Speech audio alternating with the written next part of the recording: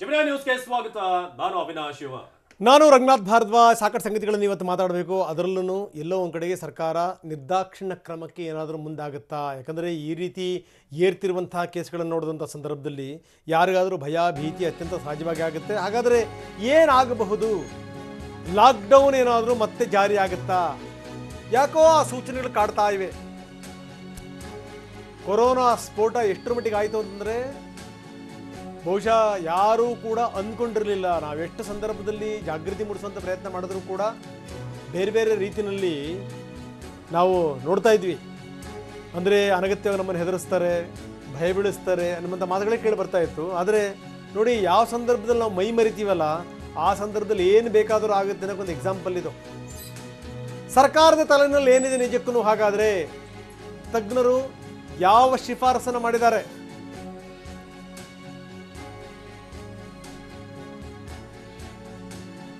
ಅಂದರೆ ಮತ್ತೇನಾದರೂ ಲಾಕ್ಡೌನ್ ಜಾರಿ ಆಗುತ್ತಾ? ಲಾಕ್ಡೌನ್ ಜಾರಿ ಆಗುವಂತಹ ಲಕ್ಷಣಗಳಿವೆಯಾ?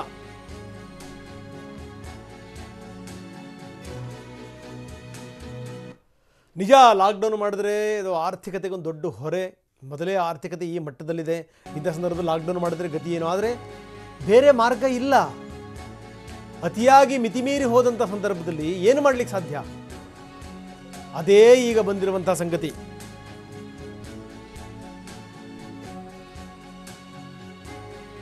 ತೀರ ಇನ್ನು ಮಿತಿಮೀರಿ ಹೋಯಿತು ಅನ್ನುವಂಥ ಸಂದರ್ಭದಲ್ಲಿ ಲಾಕ್ಡೌನ್ ಮಾಡದೆ ಬೇರೆ ವಿಧಿ ಇಲ್ಲ. ಹೀಗಾಗಿ ಬೆಂಗಳೂರು ಸೇರಿದಂತೆ ರಾಜ್ಯಕ್ಕೆ ರಾಜ್ಯವೇ ಸ್ತಬ್ಧವಾಗುವಂಥ ಎಲ್ಲ ಸೂಚನೆಗಳು ಸಿಗ್ತಾ ಇವೆ.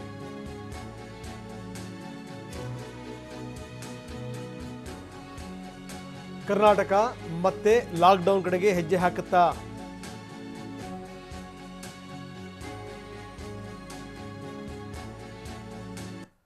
ಹೆಚ್ಚು ಬೇಡ ಅಂದ್ರೂ ಅಟ್ಲೀಸ್ಟ್ 10 ದಿನವಾದರೂ ಕೂಡ ನೀವು ಲಾಕ್ಡೌನ್ ಮಾಡಬೇಕು. ತಜ್ಞರು ಕೊಟ್ಟಿರುವಂಥ ಶಿಫಾರಸ್ಸಿದು. ಹಾಗಾದರೆ ನಿಜಕ್ಕೂ ಆ ಶಿಫಾರಸ್ಸಿನಲ್ಲಿ ಏನೇನು ಇದೆ? ಲಾಕ್ಡೌನ್ ಆಗುತ್ತಾ? ಬನ್ನಿ ನೋಡಿ.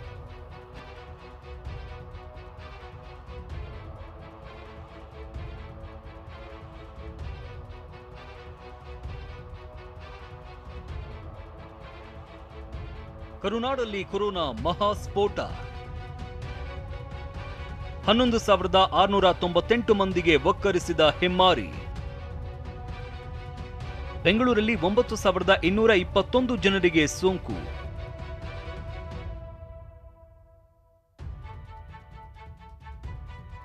ಏರುತ್ತಲೇ ಇರೋ ಕೊರೋನಾ ಇಳಿಯುತ್ತಿಲ್ಲ. 10,000 ಗಡಿ ದಾಟಿ ಕರುನಾಡಲ್ಲಿ ರಣಕೇಕೆ ಹಾಕ್ತಿದೆ.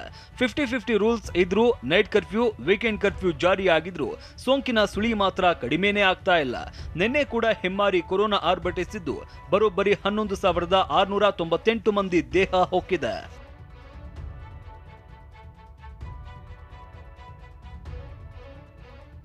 ಹನ್ನೊಂದು 11,698 ಸೋಂಕಿತರ ಪೈಕಿ ಬೆಂಗಳೂರಿನದ್ದೇ ಸಿಂಹಪಾಲು. ಬರೋಬ್ಬರಿ 9,221 ಮಂದಿಗೆ ಪಾಸಿಟಿವ್ ಬಂದಿದೆ. ಅಂದ್ರೆ ಒಂದು ದಿನದ ಅಂತರದಲ್ಲೇ 200 ಮಂದಿಗೆ ಪಾಸಿಟಿವ್ ಬಂದಿದೆ.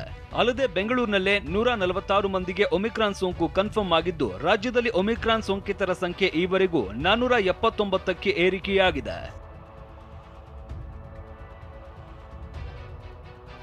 ಕರುನಾಡಿಗೆ ಬರುತ್ತಾ ಮತ್ತಷ್ಟು ಖಡಕ್ ರೂಲ್ಸ್. ಕೊರೋನಾ ಕಡಿವಾಣಕ್ಕೆ ಲಾಕ್ ಒಂದೇ ಅಸ್ತ್ರಾನ? ಎಸ್, ಬೆಂಗಳೂರು ಹಾಗೂ ಕರುನಾಡಿನಲ್ಲಿ ದಿನದಿಂದ ದಿನಕ್ಕೆ ಕೇಸ್ ಹೆಚ್ಚಾಗುತ್ತಲೇ ಇದೆ. ಇದು ಆರೋಗ್ಯ ಇಲಾಖೆಗೆ ಹಾಗೂ ಸರ್ಕಾರಕ್ಕೆ ಟೆನ್ಷನ್ ತಂದೊಡ್ಡಿದೆ. ಏರುತ್ತಲೇ ಇರುವ ಕೊರೋನಾ ಕೇಸ್ಗಳ ಸಂಖ್ಯೆ ನೋಡ್ತಾ ಇದ್ರೆ ಲಾಕ್ಡೌನ್ ಮಾಡಲ್ಲ ಅಂತಿದ್ದ ಸರ್ಕಾರಕ್ಕೆ ಇದೀಗ ಲಾಕ್ಡೌನ್ ಮಾಡದೆ ಬೇರೆ ವಿಧಿನೇ ಇಲ್ವಾ ಅನ್ನೋ ಪ್ರಶ್ನೆ ಶುರುವಾಗಿದೆ. ಮಹಾಮಾರಿ ಕೊರೋನಾವನ್ನ ಕಂಟ್ರೋಲ್ ಮಾಡಬೇಕು ಅಂದ್ರೆ ಲಾಕ್ಡೌನ್ ಒಂದೇ ಅಸ್ತ್ರ ಅನ್ನೋ ಮಾತುಗಳು ಕೇಳಿ ಬರ್ತಿವೆ. ಹಾಗಾದ್ರೆ ಲಾಕ್ಡೌನ್ ಮಾಡಿನೇ ಮಾರಿ ಓಟಕ್ಕೆ ಬ್ರೇಕ್ ಹಾಕೋದಕ್ಕೆ ನಿರ್ಧರಿಸುವ ಸಾಧ್ಯತೆ ಇದೆ.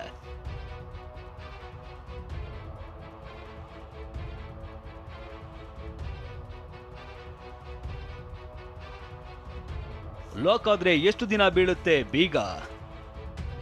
ಕೊರೋನಾ ಸೋಂಕು ಹೆಚ್ಚಾಗ್ತಾ ಇದ್ದಂತೆ ರಾಜ್ಯದಲ್ಲಿ ಪಾಸಿಟಿವಿಟಿ ದರ 7.77% ಹೆಚ್ಚಾಗಿದೆ. ಬೆಂಗಳೂರಲ್ಲಿ 7.58% ಪಾಸಿಟಿವಿಟಿ ದಾಖಲಾಗಿದೆ. ಅಂದ್ರೆ ರಾಜ್ಯದಲ್ಲಿ ದಾಖಲಾಗುವ ಒಟ್ಟು ಸೋಂಕಿತರ ಪೈಕಿ 90% ಬೆಂಗಳೂರಿನಲ್ಲಿನೇ ಪತ್ತೆಯಾಗ್ತಾ ಇದ್ದು, ಮೂರನೇ ಅಲೆ ಸಿಲಿಕಾನ್ ಸಿಟಿಯನ್ನೇ ಫಸ್ಟ್ ಟಾರ್ಗೆಟ್ ಮಾಡಿಕೊಂಡಿದೆಯಾ ಎಂಬ ಭಯ ಶುರುವಾಗಿದೆ.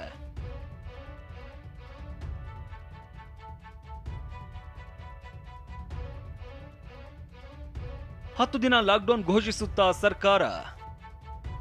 5% ಪಾಸಿಟಿವಿಟಿ ಬಂದ್ರೆ ಲಾಕ್ಡೌನ್ ಮಾಡಲೇಬೇಕಾಗುತ್ತೆ ಅಂತ ಸರ್ಕಾರಕ್ಕೆ ತಜ್ಞರ ಕಮಿಟಿ ಸಲಹೆ ಕೊಟ್ಟಿತ್ತು. ಆದ್ರೀಗ ದಿನದಿಂದ ದಿನಕ್ಕೆ ಸೋಂಕಿನ ಸ್ಫೋಟ ಆಗುತ್ತಲೇ ಇದೆ. ಇದು ಹೀಗೆ ಮುಂದುವರೆದ್ರೆ ಮತ್ತಷ್ಟು ಪಾಸಿಟಿವಿಟಿ ಕೇಸ್ಗಳು ಬರುತ್ತಲೇ ಹೋಗುತ್ತೆ. ಹೀಗಾಗಿ ಅಟ್ಲೀಸ್ಟ್ 10 ದಿನವಾದ್ರೂ ಸರ್ಕಾರ ಲಾಕ್ಡೌನ್ ಮಾಡಲೇಬೇಕಾದ ಅನಿವಾರ್ಯತೆ ಎದುರಾಗುತ್ತಾ ಅನ್ನೋ ಪ್ರಶ್ನೆ ಹುಟ್ಟು ಹಾಕಿದೆ. ಯಾಕಂದ್ರೆ ಸೋಂಕು ಹೆಚ್ಚಾಗ್ತಾ ಇರುವ ಬಗ್ಗೆ ಕಳವಳ ವ್ಯಕ್ತಪಡಿಸಿರುವ ಸಿಎಂ ಹೆಚ್ಚಿನ ಮುಂಜಾಗ್ರತಾ ಕ್ರಮ ತೆಗೆದುಕೊಳ್ಳೋ ಅಗತ್ಯವಿದೆ ಎಂದಿದ್ದಾರೆ.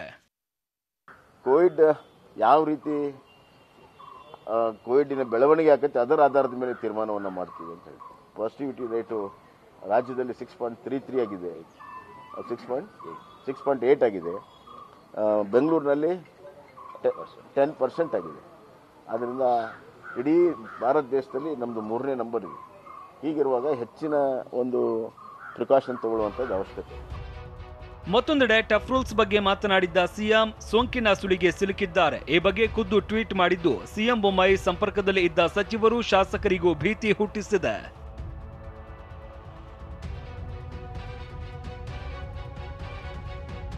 ಒಟ್ನಲ್ಲಿ ದಿನೇ ದಿನೇ ಸೋಂಕು ಹೆಚ್ಚಾಗ್ತಾ ಇದ್ದು ಕರುನಾಡೆ ದಿಗಿಲಿಗೆ ಬಿದ್ದಿದ್ದು, ಕೊರೋನಾಗೆ ಕಡಿವಾಣ ಹಾಕೋದಕ್ಕೆ ಲಾಕ್ಡೌನ್ ಅನ್ನೋ ಕಠಿಣ ನಿರ್ಧಾರ ಮಾಡೇ ಬಿಡುತ್ತಾ ಅಥವಾ ಮತ್ತಷ್ಟು ಟಫ್ ರೂಲ್ಸ್ ಮೊರೆ ಹೋಗುತ್ತಾ ಅನ್ನೋ ಆತಂಕವು ಎಲ್ಲರನ್ನೂ ಕಾಡ್ತಿದೆ.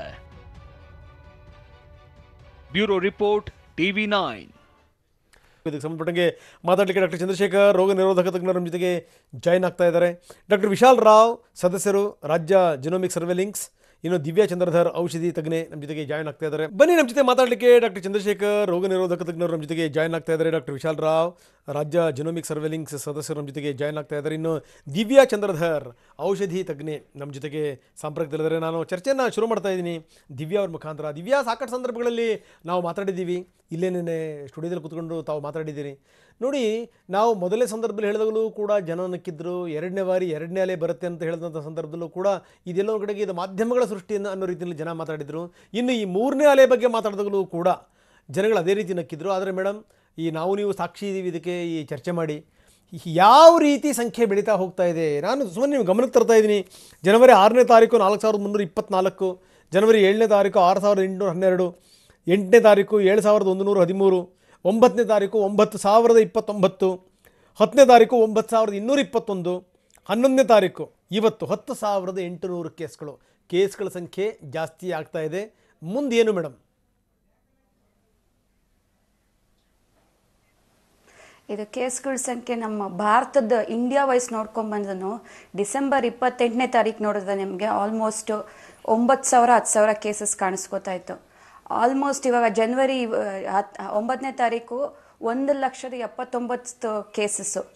ಇಷ್ಟು ಕೇಸಸ್ಸು ನಮ್ಮ ಕರ್ನಾಟಕದಾದ್ಯಂತ ಅಲ್ಲ, ಭಾರತಾದ್ಯಂತ ಎಲ್ಲ ಕಡೆ ಓಮ್ನಿಕಾನ್ ಕೇಸಸ್ ಜಾಸ್ತಿ ಆಗ್ತಾ ಇದೆ. ತಜ್ಞರು ಏನು ಹೇಳ್ತಾರೆ, ಇದು ಲೋವರ್ ರೆಸ್ಪಿರೇಟರಿ ಟ್ರ್ಯಾಕ್ನ ಜಾಸ್ತಿ ಇನ್ಫೆಕ್ಟ್ ಮಾಡಲ್ಲ, ಅಪ್ಪರ್ ರೆಸ್ಪಿರೇಟರಿ ಟ್ರ್ಯಾಕ್ ಮಾತ್ರ ಇನ್ಫೆಕ್ಷನ್ ಜಾಸ್ತಿ ಇರುತ್ತೆ ಅಂತ ಹೇಳ್ತಾರೆ. ಬಟ್ ಇದನ್ನ ಇಗ್ನೋರ್ ಮಾಡೋಂಗಿಲ್ಲ. ಡೆತ್ ರೇಟ್ ನೋಡಿಕೊಂಡ್ರೆ ಇಟ್ ಇಸ್ 55% ಲೆಸರ್ ದ್ಯಾನ್ ಬೇರೆ ಬೇರೆ ವೇರಿಯಂಟ್ಸು. ಡೆಲ್ಟಾ ಮುಂಚೆ ಏನು ಬಂದಿತ್ತು, ಆಲ್ಫಾ, ಡೆಲ್ಟಾ, ಬೇರೆ ವೇರಿಯಂಟ್ಸ್ಗಿಂತ ಡೆತ್ ರೇಟು ಕಡಿಮೆನೇ ಇದೆ. ಬಟ್ ಹಾಸ್ಪಿಟಲೈಸೇಷನ್ ರೇಟು ದಿನೇ ಜಾಸ್ತಿ ಆಗ್ತಾ ಇದೆ. ಹಾಗೂ ಮಕ್ಕಳಲ್ಲಿ ಇನ್ಫೆಕ್ಷನ್ ರೇಟು ಜಾಸ್ತಿ ಆಗ್ತಿದೆ. ಈಗ ನೋಡಿದ್ರೆ 10 ದಿವಸದ ಕೆಳಗೆ ದಿನಕ್ಕೆ 100-200 ಕಿಡ್ಸು ಹಾಸ್ಪಿಟಲ್ಗೆ ಹೋಗ್ತಾ ಇದ್ರು ಕೋವಿಡ್ದಿಂದ. ಇವಾಗ ಬೆಂಗಳೂರು ಸ್ಟ್ಯಾಟಿಸ್ಟಿಕ್ಸ್ ಹೇಳ್ತೀನಿ, ಒಂದು ದಿವಸಕ್ಕೆ ಆಲ್ಮೋಸ್ಟ್ 375 ಮಕ್ಕಳು ಕೋವಿಡ್ಡಿಂದ ಹಾಸ್ಪಿಟಲ್ಗೆ ಅಡ್ಮಿಷನ್ ಅಂತ ಅಲ್ಲ, ಹಾಸ್ಪಿಟಲ್ ವಿಸಿಟ್ ಮಾಡಿದ್ದಾರೆ ಕೋವಿಡ್ ಸಿಂಪ್ಟಮ್ಸಿಂದ ಟೆಸ್ಟೆಡ್ ಪಾಸಿಟಿವ್. ಸೊ ಈ ಥರ ಎಲ್ಲದೂ ಜಾಸ್ತಿ ಆಗ್ತಾ ಇದೆ. ಎಲ್ಲ ವರ್ಗದ ಜನಗಳಲ್ಲೂ, ಕಿಡ್ಸು, ಎಲ್ಡರ್ಲಿ ಎಲ್ಲದರಲ್ಲೂ ಜಾಸ್ತಿ ಆಗ್ತಾ ಇದೆ. ಸೊ ಇದೇ ಮುಂದುವರ್ಕೊಂಡು ಹೋಗ್ತಾ ಇದ್ರೆ ಹಾಸ್ಪಿಟಲ್ಸು ಭರ್ತಿ ಆಗೋಕ್ಕೆ ಶುರುವಾಗುತ್ತೆ. ಹಾಗೂ ಲಾಟ್ಸ್ ಆಫ್ ವೈದ್ಯರಿಗೆ ತುಂಬ ಹಾಸ್ಪಿಟಲ್ ನೋಡಿದ್ದೀರಿ, 20 ಜನ ವೈದ್ಯರು, 30 ಜನ ವೈದ್ಯರು. ಬಿಹಾರಲ್ಲಂತೂ ಒಂದು 80 ಜನ ವೈದ್ಯರು ಕೋವಿಡ್ ಟೆಸ್ಟೆಡ್ ಪಾಸಿಟಿವ್. ಈ ಥರ ಹೆಲ್ತ್ ಕೇರ್ ವರ್ಕರ್ಸ್ ಮೇಲೆ ಇದು ಅಫೆಕ್ಟ್ ಆದರೆ ಯಾರು ನೋಡ್ಕೋತಾರೆ ಹಾಸ್ಪಿಟಲ್ಗೆ ಬಂದವ್ರಿಗೆ ಅನ್ನೋದೊಂದು ದೊಡ್ಡ ಪ್ರಶ್ನೆ ಆಗುತ್ತೆ. ಆದ್ದರಿಂದ ಲಾಕ್ಡೌನ್ ಒಂದೇ ಪರಿಹಾರ ಅಲ್ಲ, ಜನ ಎಚ್ಚೆತ್ಕೋಬೇಕು ಹಾಗೂ ಸರ್ಕಾರದಿಂದನೂ ಯಾವ್ಯಾವ ಥರ ಕ್ರಮ ತಗೋಬೇಕು ಅದನ್ನ ತಗೋಬೇಕು. ಆಗ ಮಾತ್ರ ಒಂದು ಮಟ್ಟಿಗೆ ನಾವು ತಡೆಯೋಕ್ಕೆ ಸಾಧ್ಯ. ಇಲ್ಲ ಅಂದರೆ ಇದು ವೈಲ್ಡ್ ಸ್ಪ್ರೆಡ್ ಥರ ಹರಡ್ತಾ ಇದೆ. ಇವಾಗ ಭಾರತ ದೇಶದಾದ್ಯಂತ ಅಷ್ಟೇ ಅಲ್ಲ, ಅಮೇರಿಕಾದಲ್ಲಿ ಕೂಡ ಹಾಸ್ಪಿಟಲ್ಸ್ ಭರ್ತಿ ಆಗ್ತಾ ಇದೆ. ಆಲ್ಮೋಸ್ಟ್ 60% ಫುಲ್ಲು, 70% ಫುಲ್ಲು ಅಂತ ಹೇಳ್ತಾ ಇದ್ದಾರೆ. ಅದು ಇನ್ನೂ ಪೀಕ್ ಇನ್ನೂ ರೀಚ್ ಆಗಿಲ್ಲ, ಇನ್ನೂ ಪೀಕ್ ರೀಚ್ ಆಗ್ತಾ ಇದೆ. ಬೇರೆ ಕಂಟ್ರೀಸ್ಗಳು ಕೂಡ ಇದೇ ಫೇಸ್ ಮಾಡ್ತಾ ಇದ್ದೀವಿ. ವ್ಯಾಕ್ಸಿನೇಷನ್ನು ಒಂದು ಕಡೆ ಆದರೆ ನಾವು ನಮ್ಮ ಜಾಗೃತಿಯಿಂದ ಇರೋದು ಇನ್ನೊಂದು ಕಡೆ. ಹೈಜೀನ್ ಪ್ರಾಕ್ಟೀಸಸ್ಸು ಏನೇನೆಲ್ಲ ಫಾಲೋ ಮಾಡಬೇಕಾಗಿದೆ ಅದು ಮಾಡಬೇಕು. ದಯವಿಟ್ಟು ಅಸಡ್ಡೆ ತೋರಿಸ್ಬೇಡಿ. ಆಮೇಲೆ ತುಂಬ ಜನ ಓಮ್ನಿಕಾನು ಮುಂಚೆ ಅಷ್ಟು ಎಫೆಕ್ಟಿವ್ ಇಲ್ಲ ಅಂತ ದಯವಿಟ್ಟು ಅಸಡ್ಡೆ ತೋರಿಸ್ಬೇಡಿ. As the number of cases increases, hospitalization cases increase ಆಗುತ್ತೆ. ವೆಂಟಿಲೇಟ್ರು, ಆಕ್ಸಿಜನ್ ಮುಂಚೆ ಥರನೇ ಬರುವಂಥ ಚಾನ್ಸಸ್ ಇದೆ. ಮುಂಚೆ ಸೆಕೆಂಡ್ ವೇವ್ ಬಂದಷ್ಟು ಹೈಯೆಸ್ಟ್ ಬರ್ದೇ ಇದನ್ನು. ಓಕೆ ಮೇಡಮ್, ನೀವು ಹಾಗೆ ನೀವು ಸಂಪರ್ಕದಲ್ಲಿ ರೀ. ಜೊತೆಗೇನು ಅಂತಂದರೆ ಈ ವ್ಯಾಕ್ಸಿನ್ ಬಗ್ಗೆನೂ ಕೂಡ ಮಾತಾಡಬೇಕು. ಜೊತೆಗೇನು ಅಂದರೆ ಬೇರೆ ಬೇರೆ ಸಂಗತಿಗಳ ಬಗ್ಗೆ ಮಾತಾಡ್ತೀವಿ ನಾವು. ಆದರೆ ಅದಕ್ಕಿಂತ ಮೊದಲು ಡಾಕ್ಟರ್ ಚಂದ್ರಶೇಖರ್ ಇದ್ದಾರೆ, ರೋಗ ನಿರೋಧಕ ತಜ್ಞರು. ಡಾಕ್ಟರ್ ಚಂದ್ರಶೇಖರ್ ಜಿ, ಸಾಕಷ್ಟು ಸಂದರ್ಭಗಳಲ್ಲಿ ನಾವು ಮಾತಾಡಿದ್ದೀವಿ ನೋಡಿ. ಯಾರೂ ಬಯಸಿರಲಿಲ್ಲ, ಬೇಕು ಅಂತ ಅನ್ನೋಕ್ಕೆ ಸಾಧ್ಯವೇ ಇಲ್ಲ ಬಿಡಿ ಅಂಥ ಒಂದು ದರಿದ್ರ ರೋಗ.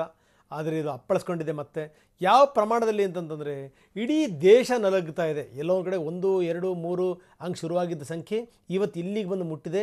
ಇನ್ನು ನಮ್ಮ ರಾಜ್ಯ ಕೂಡ ಹೊರತಾಗೇನೂ ಇಲ್ಲ. ಏನಂತೀರಿ ಸರ್? ಹೌದು, ಈ ಕಾಯಿಲೆಗಳ ನಿಧಾನಕ್ಕೆ ಜಾಸ್ತಿ ಆಗ್ತಾ ಇದೆ. ಆಲ್ಮೋಸ್ಟ್ ಡಬ್ಲಿಂಗ್ ಟೈಮ್ ತುಂಬಾ ಸ್ಪೀಡಲ್ಲೇ ಹೋಗ್ತಾ ಇದೆ. ಅಂದ್ರೆ ಇಟ್ ವಾಸ್ ಎಕ್ಸ್ಪೆಕ್ಟೆಡ್. ಯಾಕಂದ್ರೆ ಈ ಒಮಿಕ್ರಾನ್ ಮತ್ತೆ 2 ಹೈಬ್ರಿಡ್ 2 ತಳಿಗಳು ಒಟ್ಟಿಗೆ ವರ್ಕ್ ಆಗ್ತಿರೋದ್ರಿಂದ ಈ ಡಬ್ಲಿಂಗ್ ಟೈಮ್ ಕೂಡ ಜಾಸ್ತಿ ಇದೆ. ಯಾಕಂದ್ರೆ ಇದು R ಫ್ಯಾಕ್ಟರ್ ತುಂಬಾ ಜಾಸ್ತಿ ಇದೆ, ಅದರಿಂದ ಸ್ಪ್ರೆಡಿಂಗ್ ಕೆಪಾಸಿಟಿ ತುಂಬಾ ಜಾಸ್ತಿ ಇದೆ. ಬಟ್ ಏನಂದ್ರೆ ಒಂದು ಸಿಲ್ವರ್ ಲೈನ್ ಅಂತ ಹೇಳಿದ್ರೆ ಇನ್ಫೆಕ್ಷನ್ ತುಂಬಾ ಸಿವಿಯರ್ ಇಲ್ಲ, ಬಟ್ ನಂಬರ್ ಜಾಸ್ತಿ ಆಗೋದ್ರಿಂದ ಮತ್ತೆ ನಮ್ಗೆ ಸೇಮ್ ಕ್ರೈಸಿಸ್ ಬರ್ಬೋದು ಅನ್ನೋ ಒಂದು ಭಯ ಇದೆ. ಸೊ ಅದರಿಂದ ಎಲ್ಲರೂ ಕೇರ್ ಇರಲೇಬೇಕಾಗತ್ತೆ. ಯಾಕಂದ್ರೆ ಇದು spreading speed, number of case increase ಆಗ್ತಿರೋದು ಆಲ್ಮೋಸ್ಟ್ ಗ್ಯಾಲಪಿಂಗ್ ನಂಬರ್ ಅಲ್ಲಿ ಜಾಸ್ತಿ ಆಗ್ತಾ ಇದೆ. ಸೊ ಅದರಿಂದ ಕೇರ್ ಈಸ್ ಎ ಮಸ್ಟ್. ನಮ್ಮ ಹಿಂದಿನ ಇವ್ರು ಹೇಳಿದ ಹಾಗೇನೆ ವಿ ಶುಡ್ ಬಿ ಕೇರ್ಫುಲ್. ಯಾಕಂದ್ರೆ you should not let it go in its way ಅಂದ್ಬಿಟ್ಟು ಅನ್ಸುತ್ತೆ. ನಿಜ ಡಾಕ್ಟರ್, ನೀವು ಹಾಗೆ ನೀವು ಸಂಪರ್ಕದಲ್ಲಿ ಇನ್ನಷ್ಟು ನಾನು ಮಾತಾಡಿದ್ದೀನಿ. ಡಾಕ್ಟರ್ ವಿಶಾಲ್ ರಾವ್ ಕೂಡ ನಮ್ಮ ಜೊತೆಗೆ ಜಾಯ್ನ್ ಆಗ್ತಾ ಇದ್ದಾರೆ. ಚಂದ್ರಶೇಖರ್, ಡಾಕ್ಟರ್ ವಿಶಾಲ್ ರಾವ್, ದಿವ್ಯಾ ಚಂದ್ರಧರ್, ಈ 3 ಜೊತೆ ನಾವು ಚರ್ಚೆ ಮಾಡ್ತೀವಿ. ಕೋವಿಡ್ ಕೇಸ್ಗಳು ವಿಪರೀತವಾಗಿ ಹೆಚ್ಚಾಗ್ತಾ ಇದೆ. ಮುಂದೆ ಹೇಗಿರುತ್ತೆ ದಿನಗಳು ಅನ್ನೋದ್ರ ಬಗ್ಗೆ ನಾವು ಚರ್ಚೆ ಮಾಡ್ತಾ ಇದ್ವಿ. ಜೊತೆಗೆ ತಜ್ಞರು ಕೊಟ್ಟಿರುವಂತಹ ಸಲಹೆ, ಮತ್ತೆ ಎಂಟ್ರಿ ಕೊಡುತ್ತಾ ಲಾಕ್ಡೌನ್ ಎನ್ನುವ ಭೂತ. ಕೊರೋನಾ ಕಡಿವಾಣಕ್ಕೆ ಈ ಕೊನೆಯ ಅಸ್ತ್ರ, ಅಂತಿಮ ಅಸ್ತ್ರ ಏನಿದೆ ಅದು ಲಾಕ್ಡೌನ್, ಕೊನೆಯ ಆಪ್ಷನ್. ಕರುನಾಡು 10 ದಿನ ಲಾಕ್ಡೌನ್ ಆಗುವಂತ ಸಾಧ್ಯತೆಗಳಿವೆ. ಫೆಬ್ರವರಿಯಲ್ಲಿ ಬೆಂಗಳೂರು ಲಾಕ್ ಆಗಬಹುದು. ಮೊದಲ ವಾರ, 2ನೇ ವಾರ ಹೇಳಲಿಕ್ಕಾಗಲ್ಲ, ಸಂಖ್ಯೆಯ ಮೇಲೆ ಅದು ಆಧಾರಿತ. ಕರುನಾಡಿನಲ್ಲಿ ಈಗ ಕೈಮೀರಿ ಹೋಗ್ತಾ ಇದೆ. ಈಗ ನಾವೇನಾದ್ರೂ ಮೈ ಮರೆತರೆ ಈ ಕೇಸ್ಗಳು ಇನ್ನಷ್ಟು ಜಾಸ್ತಿ ಆಗ್ತಾ ಹೋಗುತ್ತೆ. ಮತ್ತೆ ಎಂಟ್ರಿ ಕೊಡುತ್ತಾ ಈ ಲಾಕ್ಡೌನ್, ಯಾರೂ ಕೂಡ ಕೇಳಲು ಬಯಸುವಂತ ಒಂದು ಶಬ್ದ, ಅದು ಒಂದು ಪದ. ಅದು ನಮ್ಮ ಜೊತೆ ಡಾಕ್ಟರ್ ದಿವ್ಯಾ ಚಂದ್ರಧರ್ ಇದ್ದಾರೆ, ಔಷಧಿ ತಜ್ಞ. ನಾವು ಮಾತಾಡ್ತಾ ಇದ್ವಿ ಆಗಲೇ. ದಿವ್ಯಾ ಅವರೇ, ಒಂದು ಕಾಮನ್ ಮ್ಯಾನ್ ಕ್ವಶನ್ ನಿಮ್ಮನ್ನು ನಾನು ಕೇಳಲೇಬೇಕು. ಯಾಕಂದರೆ ನಾವಾಗಲಿ, ನೀವು ಪ್ರೊಫೆಷ್ನಲಿ ಅದರಲ್ಲಿ ಇದ್ದೀರಾ. ನಾವು ಇತ್ತೀಚೆಗೆ ಎಷ್ಟರ ಮಟ್ಟಿಗೆ ಅಂತಂದರೆ ನಮಗೂ ಕೂಡ PhD ತೊಗೊಳ್ಬೋದು, ಅಷ್ಟರ ಮಟ್ಟಿಗೆ ಲಾಸ್ಟ್ 1.5 ವರ್ಷದಿಂದ ಇದ್ರ ಬಗ್ಗೆನೇ ಮಾತನಾಡಿದ್ವಿ ನಿಮ್ಮ ಜೊತೆ ಕೂಡ. ಆದರೆ ಕಾಮನ್ ಮ್ಯಾನ್ಗೆ ಒಂದು ಕ್ವಶನ್ ಇದೆ. ಏನಂತ ಹೇಳಿದ್ರೆ, ಇದೇ ಸ್ವಲ್ಪ ದಿನಗಳ ಹಿಂದೆ ಕಡಿಮೆ ಇದ್ದಂಥ ಕೇಸ್ಗಳು ಆಲ್ ಆಫ್ ಎ ಸಡನ್ ಯಾಕೆ ಜಾಸ್ತಿ ಆಯಿತು, ಮುಂದಿನ ದಿನಗಳಲ್ಲಿ ಇದು ಮಲ್ಟಿಪ್ಲೈ ಆಗೋದು ಯಾಕೆ ಅಂತ.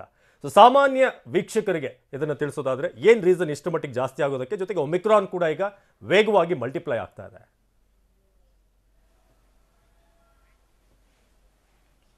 ಇವಾಗ ಯಾವುದೇ ಒಂದು ವೈರಸ್ ಬಂದ ಮೇಲೆ ಅದು ವಿರಿಲೆನ್ಸು ಕಡಿಮೆ ಆಗ್ತಾ ಹೋಗುತ್ತೆ. ಬಟ್ ನಮಗೇನಾಯಿತು ಅಂದರೆ ಸೆಕೆಂಡ್ ವೇವಲ್ಲಿ ಅದು ವಿರಿಲೆನ್ಸ್ ಜಾಸ್ತಿ ಆಯಿತು. ಹಾಗೂ ದಿನ ವೈರಸ್ ಏನು ಮಾಡುತ್ತೆ ಅಂದರೆ ನಾವು ತಗೊಳ್ಳೋಂಥ ವ್ಯಾಕ್ಸಿನ್ಗಾಗಲಿ ನಮ್ಮ ಬರೋವಂಥ ನ್ಯಾಚುರಲ್ ಇಮ್ಯುನಿಟಿಗಾಗಲಿ ಅದನ್ನು ಬದಲಾವಣೆ ಮಾಡ್ಕೊಳ್ತಾ ಶುರುವಾಗುತ್ತೆ. So that it can fight better. ಅಂದರೆ ಅದ್ರ ಜಾಗನ ಅದು ಗಟ್ಟಿ ಮಾಡ್ಕೊಳ್ಳೋಕ್ಕೆ ನಮ್ಮ ದೇಹದಲ್ಲಿ ಅದು ಸ್ಟ್ರಾಂಗ್ ಆಗ್ತಾ ಹೋಗೋಕ್ಕೆ ಟ್ರೈ ಮಾಡುತ್ತೆ. ಆಗ ಅದು ಇನ್ಫೆಕ್ಷನ್ ರೇಟ್ಸ್ನ ಸ್ಪ್ರೆಡಬಿಲಿಟಿ, ಮ್ಯೂಟೇಷನ್ಸು ಈ ಥರ ಜಾಸ್ತಿ ಆಗ್ತಾ ಹೋಗುತ್ತೆ. ಇದೇ ಆಗಿದ್ದು. ಈಗ ಕೋವಿಡ್ ವೈರಸ್ಸು ಅದು ಬರ್ತಾ ಬರ್ತಾ ಮ್ಯೂಟೇಟ್ ಆಗ್ತಾ ಆಗ್ತಾ it want to be better, it want to be strong, it want to infect more and more. Virus ಅದೊಂದು if it is present in the non living thing, ಅದು ಜೀವ ಇಲ್ಲದೇ ಇರೋ ವಸ್ತು ಅಂತ ಹೇಳ್ತಾರೆ. ಯಾವಾಗ ಬೇರೆ ಜೀವಕ್ಕೆ ಬರುತ್ತೋ ಅದು ಜೀವ ಪಡ್ಕೊಳ್ಳುತ್ತೆ. ಅದು ಜೀವ ಪಡ್ಕೊಂಡಾಗ ಏನು ಮಾಡುತ್ತೆ, ಅದು it tries to be more stronger. ನಮ್ಮ ದೇಹದಲ್ಲಿ ಆ್ಯಂಟಿಬಾಡೀಸ್ ಏನಿದೆಯೋ ಅದು ವಿರುದ್ಧ ಹೋರಾಡೋಕ್ಕೆ ಅದು ದಿನ ದಿನ ಜಾಸ್ತಿ ಸ್ಟ್ರಾಂಗ್ ಆಗಿರೋಕ್ಕೆ, ಟ್ರಾನ್ಸ್ಮಿಷನ್ ರೇಟ್ ಜಾಸ್ತಿ ಮಾಡೋಕ್ಕೆ ಟ್ರೈ ಮಾಡುತ್ತೆ. ಇದೇ ಆಗ್ತಾ ಬಂತು. ಸ್ಪ್ರೆಡಬಿಲಿಟಿ ಜಾಸ್ತಿ ಆಗ್ತಾ ಬಂತು. ಮ್ಯೂಟೇಷನ್ ಹೇಗೆ ಜಾಸ್ತಿ ಆಯಿತೋ ಅದು ಟ್ರಾನ್ಸ್ಮಿಷನ್ ರೇಟು ಇನ್ಕ್ರೀಸ್ ಆಗ್ತಾ ಬಂತು. ಫಾರ್ ಎಕ್ಸಾಂಪಲ್, ಇವಾಗ ಬಂದಿರೋ ಓಮ್ನಿಕಾನ್ ಪ್ರೀವಿಯಸ್ಲಿ ಕಂಪೇರ್ಡ್ ಡೆಲ್ಟಾ ವೇರಿಯಂಟ್ಗಿಂತ ಬಂದ ಪ್ರೀವಿಯಸ್ ವೇರಿಯಂಟ್ಗಿಂತ ಹೈಯೆಸ್ಟ್ ಟ್ರಾನ್ಸ್ಮಿಷನ್ ರೇಟು. ಅದು ಬರೀ ಏರ್ಬೋರ್ನ್ ಅಂತ ಹೇಳೋಕ್ಕಾಗಲ್ಲ. ಇವಾಗ ಏರ್ ಡ್ರಾಪ್ಲೆಟ್ಸು ಅಥವಾ ಗಾಳಿಲಿದೆಯೋ ಅನ್ನೋ ಒಂದು ಕ್ವೆಶ್ಚನ್ ಕೂಡ ಇವಾಗ ಬರ್ತಿದೆ. ಈಗ ಆಗ್ತಿರೋ ಟ್ರಾನ್ಸ್ಮಿಷನ್ ರೇಟ್, ತುಂಬ ಜನ ಟ್ರಾವೆಲ್ಲೇ ಮಾಡಿಲ್ಲ, ಮನೆಯಿಂದ ಯಾರೂ ಆಚೆನೇ ಹೋಗಿಲ್ಲ ಅಂತ ಹೇಳ್ತಾರೆ, ಅಲ್ಲೆಲ್ಲ ಪಾಸಿಟಿವಿಟಿ ರೇಟ್ ಕಾಣಿಸ್ಕೊಂಡಿದೆ. ಅಂದರೆ ಇದು ನಮ್ಮ ವಾತಾವರಣದಲ್ಲಿ ಸೈಲೆಂಟಾಗಿ ಬಂದು ಸೇರ್ಕೋತಾ ಇದೆ. ಮ್ಯಾಕ್ಸಿಮಮ್ ಕೇಸಸ್ ತುಂಬ ಜನ ಏಸಿಂಪ್ಟಮ್ಯಾಟಿಕ್ ಇದ್ದಾರೆ. ನಮ್ಮ ಸುತ್ತಮುತ್ತನೇ ತುಂಬ ಜನ ಪಾಸಿಟಿವ್ ಇರ್ಬೋದು, ಬಟ್ ಟೆಸ್ಟ್ ಮಾಡಿರಲ್ಲ. ಹಾಗೂ ಮೈಲ್ಡ್ ಸಿಂಪ್ಟಮ್ಸ್ ಇರ್ಬೋದು, ತುಂಬ ಇಗ್ನೋರ್ ಮಾಡಿರ್ತಾರೆ. ಸೊ ತುಂಬ ಪಾಸಿಟಿವಿಟಿ ರೇಟು ತುಂಬ ಹೈ ಇದೆ. ಸೊ ಆದರೆ ತುಂಬ ಆತಂಕ ಪಡುವಂಥ ವಿಷಯ ಏನಿಲ್ಲ. ಬಿಕಾಸ್ ಹಾಸ್ಪಿಟಲೈಸೇಷನ್ನು, ಮಾರ್ಟಾಲಿಟಿ ಈ ಥರ್ಡ್ ವೇವ್ನಲ್ಲಿ ಕಡಿಮೆ ಕಾಣಿಸ್ಕೊಂಡಿದೆ compare to second wave and first wave. Statistics ನೋಡಿದ್ರೆ ಇವಾಗ almost all over India 1.79 lakhs case every day ಕಾಣಿಸ್ಕೊಳ್ತಿದೆ. ಆ್ಯಕ್ಟಿವ್ ಕೇಸಸ್ ತುಂಬ ಲ್ಯಾಕ್ಸ್ ಟುಗೆದರ್ ಇದೆ. ಆಗ ನೋಡಿದ್ರೆ ಮಾರ್ಟಾಲಿಟಿ ರೇಟು ತುಂಬ ಕಡಿಮೆ ಇದೆ. ನಮ್ಮ WHO ಏನೇನು ಡಾಕ್ಟರ್ ಸೌಮ್ಯ ಸ್ವಾಮಿನಾಥನ್ ಏನು ಹೇಳ್ತಾರೆ ಅಂದರೆ, ಇದು ಪ್ಯಾಂಡಮಿಕ್ಕಿಂದ ಎಂಡಮಿಕ್ ಆಗ್ತಾ ಬರ್ತಾ ಇದೆ. ಯೂಶಲಿ ಈ ಥರ ಯಾವುದೇ ಒಂದು ವೈರಸ್ಸು ಎಂಡ್ ಆಗೋ ಟೈಮಲ್ಲಿ ಈ ಥರ ಅದು ವಿರಿಲೆನ್ಸು ಕಡಿಮೆ ಆಗ್ತಾ ಬರ್ತಾ ಹೋಗುತ್ತೆ. ಎಲ್ಲರಿಗೂ ಆಲ್ಮೋಸ್ಟ್ ಇನ್ಫೆಕ್ಷನ್ ಬರುತ್ತೆ ಅದು, ಬಟ್ ಹೈ ಮಾರ್ಟಾಲಿಟಿ ಇರಲ್ಲ ಅಂತ ಹೇಳಿ. ಸೊ ಈ ಸ್ಟೇಜ್ಗೆ ಏನಾದ್ರು ತಲುಪ್ತಾ ಇದೀವ ಅನ್ನೋ ಕ್ವಶನ್. ಬಟ್ ಇದು very early to decide anything. ಹೇಳಕ್ ಆಗೋದಿಲ್ಲ. ಬಟ್ ಇನ್ಫೆಕ್ಷನ್ ಸ್ಪ್ರೆಡಬಿಲಿಟಿ ಮಾತ್ರ ಜಾಸ್ತಿ ಇದೆ. ಮೇಡಮ್ ನೀವು ಹಾಗೆ ನೀವು ಸಂಪರ್ಕದಲ್ಲಿ. ಡಾಕ್ಟರ್ ಚಂದ್ರಶೇಖರ್, ಈಗ ಕೇಳಿದ್ರೆ ದಿವ್ಯಾ ಅವರು ಹೇಳಿದಂಥ ಮಾತು ನಿಜ. ನಾವು 2ನೇ ಅಲೆ ಬಂದಂಥ ಸಂದರ್ಭದಲ್ಲೂ ಕೂಡ ಇದೇ ರೀತಿಯ ಮಾತುಗಳನ್ನು ನಡೆದ್ವಿ. ಇಲ್ಲ, ಇದರ ಪ್ರಭಾವ ಕಡಿಮೆ, ಇದರ ಪರಿಣಾಮ ಕಡಿಮೆ, ಆದರೆ ಎಲ್ಲದಕ್ಕಿಂತ ಹೆಚ್ಚಿನ ಪರಿಣಾಮ ಕಂಡುಬಿಡ್ತು.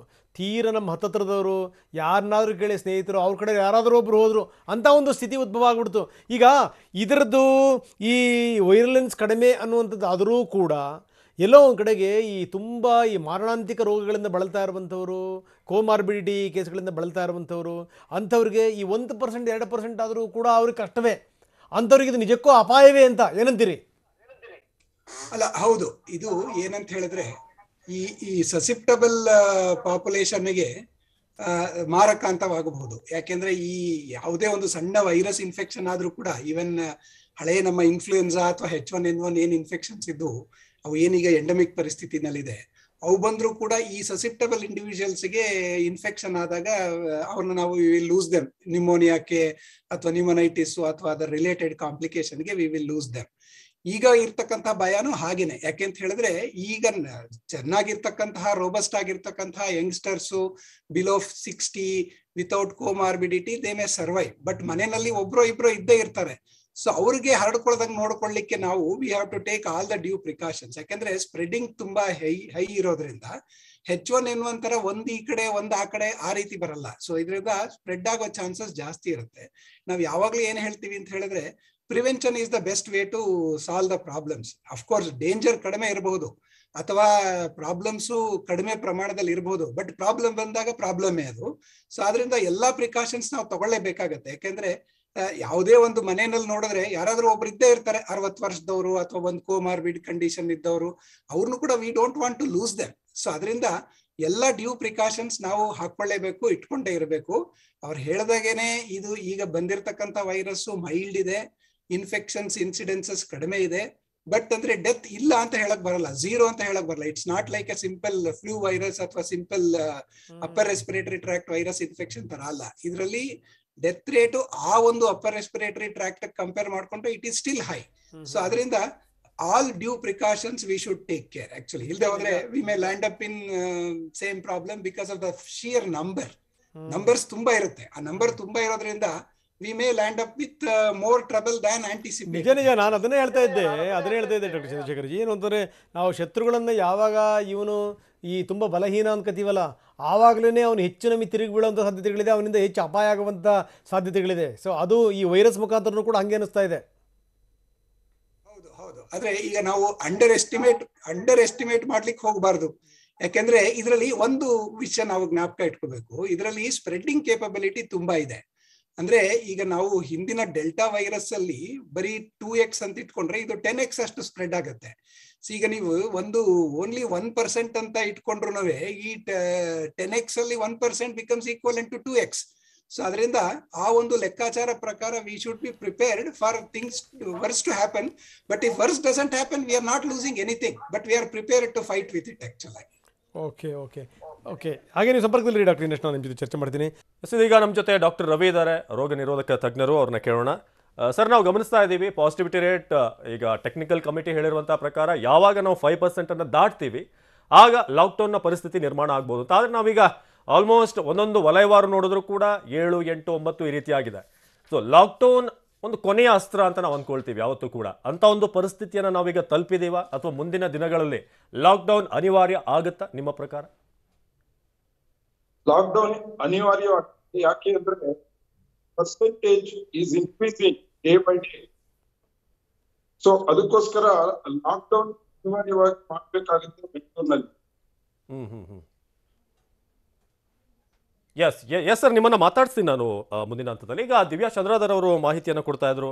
ದಿವ್ಯಾ ಅವರೇ, ಬೆಂಗಳೂರಿನ ಕೇಸ್ಗಳು ಜೊತೆಗೆ ರಾಜ್ಯದ ಕೇಸ್ಗಳು ನೋಡಿದ್ರೆ ಬೆಂಗಳೂರು ಒಂದು ಮೆಟ್ರೋಪಾಲಿಟನ್ ಸಿಟಿ. ಮುಂಬೈನಲ್ಲಿ ಹೇಗೆ ಒಂದು ಔಟ್ಬ್ರೇಕ್ ಆಯಿತು, ಅದು ಬೆಂಗಳೂರಲ್ಲೂ ಕೂಡ ನಾವು ನೋಡ್ತಾ ಇದ್ದೀವಿ. ಸೊ ಮುಂದಿನ ದಿನ ನಿಮ್ಮ ಪ್ರಕಾರ, ಮುಂದಿನ ದಿನಗಳು ಆಲ್ಮೋಸ್ಟ್ ಜನವರಿ ಎಂಡ್ ಅಂತ ನಿಮ್ಮ ಒಂದು ಕ್ಯಾಲ್ಕುಲೇಷನ್ ಪ್ರಕಾರ, ನೀವೊಂದು ಸ್ಟಡಿ ಮಾಡಿರೋ ಪ್ರಕಾರ ಯಾವ ಹಂತಕ್ಕೆ ಹೋಗುತ್ತೆ? ಜನವರಿ ಎಂಡಿಗೆ, ಫೆಬ್ರವರಿ ಆರಂಭದಲ್ಲಿ?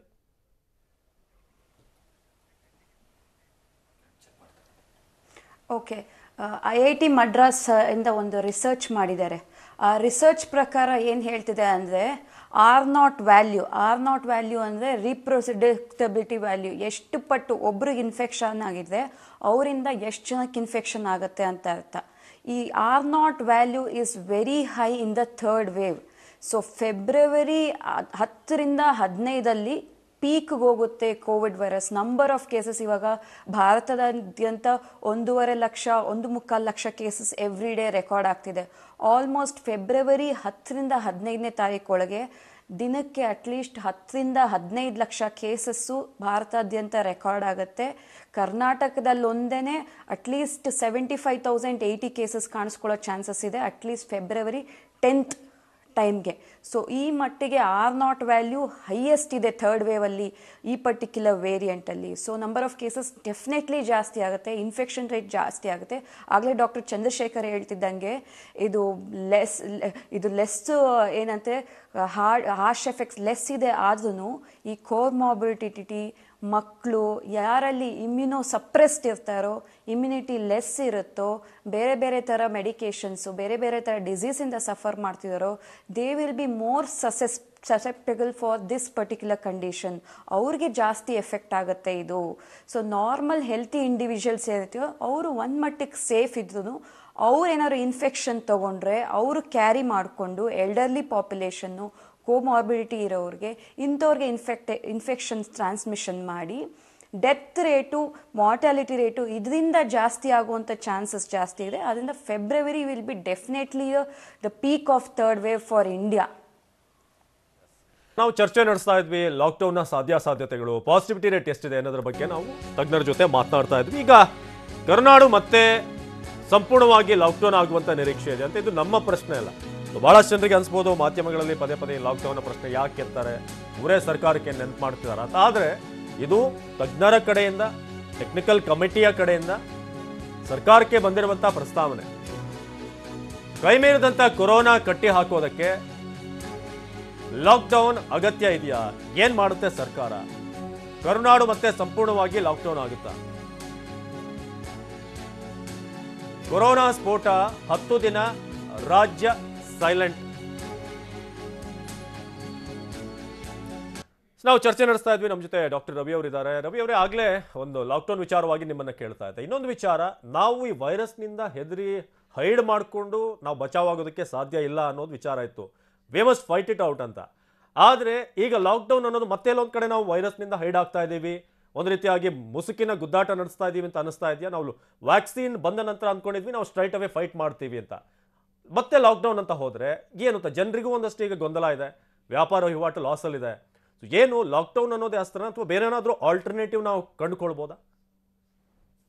ಈಗ ICMR ಗೈಡ್ಲೈನ್ಸ್ ನಿನ್ನೆ ತಾನೇ ರಿಲೀಸ್ ಮಾಡಿದ್ದಾರೆ. Okay, based on the positivity rate normally in the month of February January ಎಂಡಲ್ಲಿ ಜಾಸ್ತಿ ಆಗ್ತದೆ. ಏನಂತಂದ್ರೆ ಪಾಸಿಟಿವ್ ನಾವು ನೋಡ್ತಾ ಹೋದ್ರೆ ಟೆಸ್ಟ್ ಮಾಡಿದಾಗ ಸರ್, ನಾನು ಮತ್ತೆ ನಿಮ್ಮನ್ನ ಮಾತಾಡ್ತೀನಿ. ನಿಮ್ಮ ಧ್ವನಿ ಸ್ಪಷ್ಟವಾಗಿ ಕೇಳ್ತಿಲ್ಲ, ಮತ್ತೆ ನಿಮ್ಮನ್ನ ಸಂಪರ್ಕ ಮಾಡ್ತೀನಿ. ದಿವ್ಯಾ ಚಂದ್ರಧರ್ ಅವ್ರನ್ನ ನಾನು ಈ ಪ್ರಶ್ನೆ ಕೇಳಬೇಕು. ದಿವ್ಯಾ ಅವರೇ, ಈಗ ನಾವು ವ್ಯಾಕ್ಸಿನ್ ಬಂದ ನಂತರ ಸ್ಟ್ರೈಟ್ ಅವೇ ನಾವು ಫೈಟ್ ಮಾಡ್ಬೋದು ಅಂತಿತ್ತು, ತೀರಾ ನಾವು ಹೈಡ್ ಮಾಡೋ ಹಾಗಿಲ್ಲ ಅಂತ. ಇದೇ ಪ್ರಶ್ನೆ ನಿಮ್ಮನ್ನ ಕೇಳೋದಾದ್ರೆ ಆಲ್ಟರ್ನೇಟಿವ್ ಏನಿದೆ ಅಂತ, ಲಾಕ್ಡೌನ್ ಹೊರತುಪಡಿಸಿ ಹೌ ಕ್ಯಾನ್ ವಿ ಫೈಟ್?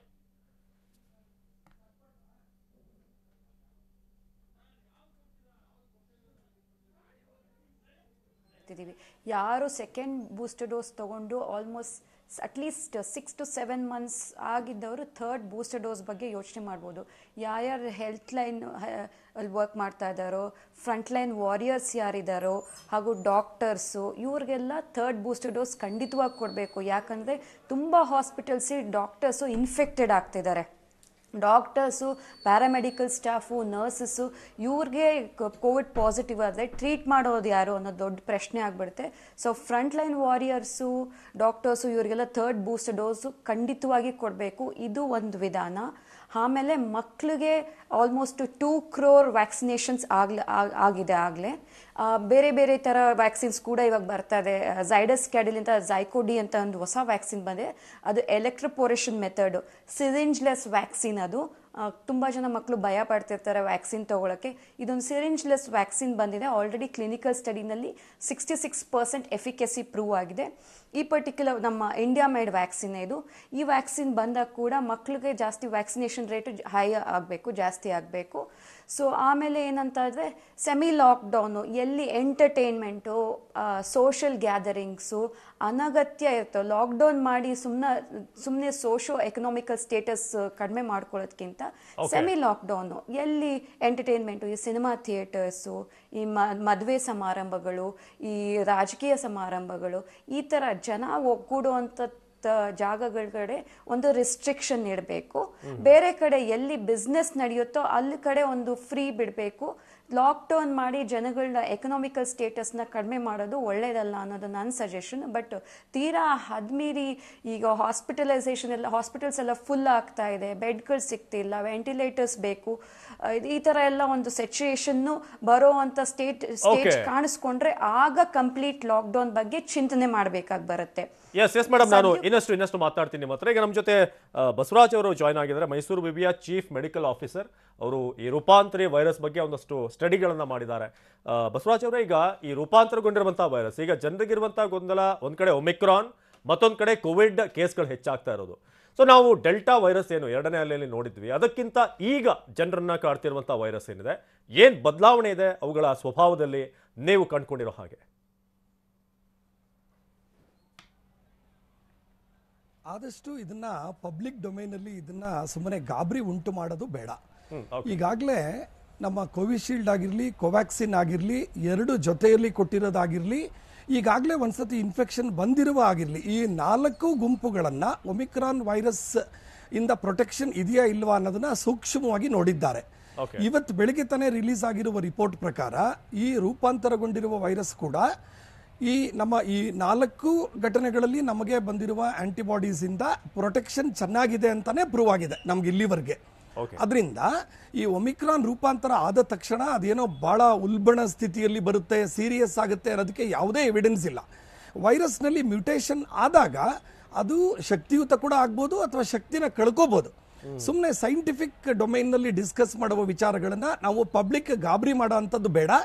ನಾವು ಇದನ್ನು ನಿರಂತರವಾಗಿ ಇದನ್ನು ಪ್ರಯತ್ನ ಪಡ್ತಾನೆ ಇರ್ತೀವಿ. ನಾವು ಮೊನ್ನೆ ಒಂದು 4 ದಿನದ ಕೆಳಗಡೆ ಇಲ್ಲೇ ನಾವು ಒಂದು ಸೆಮಿನಾರ್ ಮಾಡಿದ್ವಿ, ಇಲ್ಲಿ ನಾವು ವಿಶೇಷ ಉಪನ್ಯಾಸ ಮಾಡಿದ್ವಿ. ನಾವು ಇಲ್ಲಿ ಒಪಿನಿಯನ್ ಇಷ್ಟೇ, ವ್ಯಾಕ್ಸಿನ್ ಭಾಳ ಎಫೆಕ್ಟಿವ್ ಆಗಿದೆ, ಅದನ್ನು ದಯವಿಟ್ಟು ತಗೊಳ್ಳಿ. ಸರ್ಕಾರ ಮಾಡುವಂಥ ಯಾವುದೇ ಪ್ರಯತ್ನಕ್ಕೆ ನಾವು ಜನ ಎಲ್ಲ ಕೈಗೂಡಿಸ್ಬೇಕು. ಈಗ ನಮ್ಮ ಒಂದು ವಿಶ್ವವಿದ್ಯಾನಿಲಯದಲ್ಲಿ ಕೂಡ ನಾವು ಒಂದು 15,000 ವಿದ್ಯಾರ್ಥಿಗಳು, 2,000 ನಾವು ನೌಕರರು ಎಲ್ಲರಿಗೂ ಸೇರಿ ಹತ್ತತ್ರ ಒಂದು 95%ಗಿಂತ ಜಾಸ್ತಿ ವ್ಯಾಕ್ಸಿನ್ ಕೊಟ್ಟಿದ್ದೀವಿ. ಪಾಸಿಟಿವ್ಸ್ ಬರ್ತಾ ಇದೆ. ನಿನ್ನೆ ಒಂದೇ ದಿನಕ್ಕೆ ನನಗೆ ಒಂದು 5 ಪಾಸಿಟಿವ್ ಕೇಸಸ್ ಬಂತು. ಈಗ ನೀವು ಇವತ್ತು ನೋಡಿದರೆ ಕ್ಯಾಲಿಫೋರ್ನಿಯಾದಂಥ ಊರುಗಳಲ್ಲಿ ಪಾಸಿಟಿವ್ ಆಗಿರುವ ಹೆಲ್ತ್ ಕೇರ್ ವರ್ಕರ್ಸು ಸಿಂಪ್ಟಮ್ಸ್ ಇಲ್ಲದೆ ಇದ್ರೆ ಬಂದು ಕೆಲಸ ಮಾಡಿ, ಯಾಕೆಂದರೆ ನಮಗೆ ಜನ ಸಾಕಾಗ್ತಾ ಇಲ್ಲ ಪೇಷಂಟ್ಸ್ನ ನೋಡ್ಕೊಳ್ಳೋಕ್ಕೆ ಅನ್ನೋದು ಇವತ್ತಿನ ಪೇಪರ್ಗಳಲ್ಲಿ ಬಂದಿದೆ, ನೀವು ನೋಡಿರ್ಬೋದು ನೀವಿದ್ದ. ಅದರಿಂದ ಈ ರೂಪಾಂತರಗೊಂಡಿರುವ ವೈರಸ್ನಿಂದ ಯಾವುದೇ ಆತಂಕ ಬೇಡ. ಬಿಕಾಸ್ ಜನರಲ್ ಪ್ರಿವೆಂಟಿವ್ ಮೆಷರ್ಸ್ ಜನ ಏನು ಫಾಲೋ ಮಾಡಬೇಕು, ಪದೇ ಪದೇ ಕೈ ತೊಳ್ಕೊಳ್ಳೋದು, ಕ್ಲೀನಾಗಿರೋದು, ಮಾಸ್ಕ್ ಹಾಕೊಳ್ಳೋದು, ಅಗತ್ಯ ಇಲ್ಲದೇ ಇರುವ ಕಡೆ ಓಡಾಡೋದು ಬೇಡ. ಇದು ಯಾವ ವೈರಸ್ ಇರಲಿ, ಆಲ್ಫಾ, ಬೀಟಾ, ಡೆಲ್ಟಾ, ಈಗ ಒಮಿಕ್ರಾನ್, ಎಲ್ಲ ವೈರಸ್ಗೂ ಈ ಜನರಲ್ ಪ್ರಿಕಾಷನರಿ ಮೆಷರ್ಸ್ ಒಂದೇ ಥರ ಇರುತ್ತೆ. ಈಗ ಒಮಿಕ್ರಾನ್ ಬಂದ ತಕ್ಷಣ ಜನ ಏನು ಮಾಡೋಕ್ಕಾಗುತ್ತೆ? ಅದರಿಂದ ಆ ಥರದ ವಿಚಾರಗಳನ್ನು ಇವರಿಗೆ ಜಾಸ್ತಿ ಬೇಕಿಲ್ಲ. ಇವರಿಗೆ ಮಾಡಬೇಕಾಗಿರುವ ಮುನ್ನೆಚ್ಚರಿಕಾ ಕ್ರಮಗಳನ್ನು ಚೆನ್ನಾಗಿ ಮಾಡಿದರೆ ಸಾಕು. ಎಸ್ ನಾನು ಮಾತಾಡ್ತೀನಿ ನಿಮ್ಮ ಜೊತೆ ಕೂಡ. ಡಾಕ್ಟರ್ ಚಂದ್ರಶೇಖರ್ ಅವ್ರನ್ನ ಕೇಳೋದಾದ್ರೆ, ಚಂದ್ರಶೇಖರ್ ಅವರೇ, ಈಗ ನಾವು ಹಲವಾರು ಚರ್ಚೆ ನಡೆಸಿದ್ವಿ ಕಳೆದ 1.5 ವರ್ಷದಿಂದ 2 ವರ್ಷದಿಂದ, ಆಲ್ಮೋಸ್ಟ್ ಯಾವಾಗ ಇದು ಸ್ಟಾರ್ಟ್ ಆಯಿತು. ಆದರೆ ಈಗ ಮುಂಚೆ ನಾವು ಚರ್ಚೆಯಲ್ಲಿ ನಾವು ನೋಡ್ತಾ ಇದ್ವಿ, ನಮಗೆ ವ್ಯಾಕ್ಸಿನ್ ಇರಲಿಲ್ಲ. ಚಂದ್ರಶೇಖರ್ ಅವ್ರು ನಾನು ಮಾತಾಡ್ತೀನಿ. ಇಲ್ಲಿ ಬರುವಂಥ ಪ್ರಶ್ನೆ ನಾನು ಮತ್ತೆ ಬಸವರಾಜ್ ಅವ್ರನ್ನೇ ಕೇಳೋದಾದರೆ, ಬಸವರಾಜ್ ಅವರೇ, ಈಗ ಹಿಂದೆ ವ್ಯಾಕ್ಸಿನೇಟ್ ಆಗಿರಲಿಲ್ಲ, ನಾವು ಒಂದು ರೀತಿಯಾಗಿ ವಿತೌಟ್ ವೆಪನ್ ಇದ್ವಿ. ಆದರೆ ನಾವು ಈಗ we are well efficient to face that. ಹಾಗಾಗಿ ನಾವು ಅದರಿಂದ ಹೈಡ್ ಆಗೋದು ಎಷ್ಟು ಒಳ್ಳೆಯದು ಅಂತ, ಅಂದರೆ ಲಾಕ್ಡೌನ್ ಅಂತ ಅಸ್ತ್ರ ಎಷ್ಟು ಮಟ್ಟಿಗೆ ಇದು ಒಳ್ಳೆಯದು? ಯಾಕಂದರೆ ತೀರಾ ಕೊಮಾರ್ಬಿಡ್ ಇರುವಂಥ ಕೇಸ್ನವ್ರನ್ನ ದೂರ ಇಡುವಂಥ ಪ್ರಯತ್ನ ಮಾಡೋದು ಒಳ್ಳೆಯದಾ, ಅಥವಾ ಕಂಪ್ಲೀಟ್ ಪಾಪ್ಯುಲೇಷನನ್ನೇ ಈ ವೈರಸ್ನಿಂದ ದೂರ ಇಡೋದು, ಯಾವುದು ಉತ್ತಮ ಅಂತ ನಿಮ್ಮ ಪ್ರಕಾರ? ಭಾಳ ಒಳ್ಳೆ ಪ್ರಶ್ನೆ. ಈಗ 2020 ಆಗಸ್ಟ್ನಲ್ಲಿ ನಾನು ಮತ್ತು ನಮ್ಮ ಮನೆಯಲ್ಲಿ 4 ಜನ ಒಟ್ಟಿಗೆ ಪಾಸಿಟಿವ್ ಆದರೆ ಆವಾಗ ವ್ಯಾಕ್ಸಿನ್ ತಗೊಂಡಿರಲಿಲ್ಲ ನಾವು ಯಾರೂ.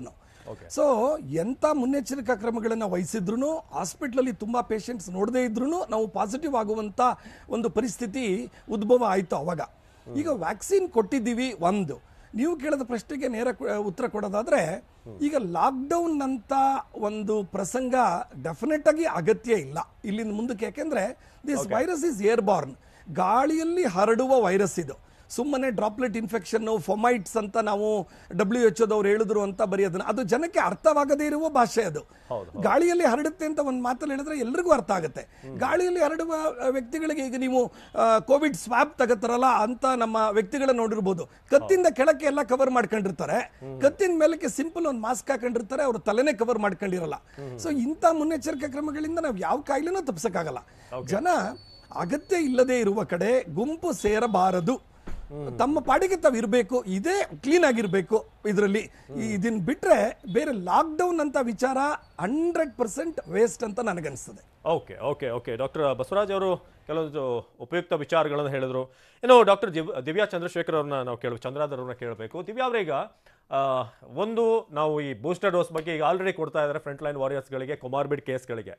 ಆದರೆ ಈಗ ಮುಂದಿನ ದಿನಗಳಲ್ಲಿ ನಾವೇನಾದರೂ ಲಾಕ್ಡೌನ್ ಅಂತ ಅಸ್ತ್ರವನ್ನು ತಪ್ಪಿಸಬೇಕು ಅಂತಂದರೆ, ಇನ್ನಷ್ಟು ನಮ್ಮನ್ನು ನಾವು ಶಕ್ತಿಗೊಳಿಸುವಂಥದ್ದು, ಇನ್ನಷ್ಟು ಕೆಪಾಸಿಟಿಯನ್ನು ಹೆಚ್ಚಿಸ್ಕೊಳ್ಳೋದಕ್ಕೆ ಮುಂದಿನ ಮತ್ತೊಂದು ಏನಾದರೂ ಡೋಸ್ ಸ್ಟಾರ್ಟ್ ಆಗ್ಬೋದಾ, ಕಂಪಲ್ಸರಿ ಅನ್ನೋದೇನಾದರೂ ಅಂಥ ದಿನಗಳು ಬರ್ಬೋದಾ ಸಾಮಾನ್ಯ ಎಲ್ರಿಗೂ ಕೂಡ?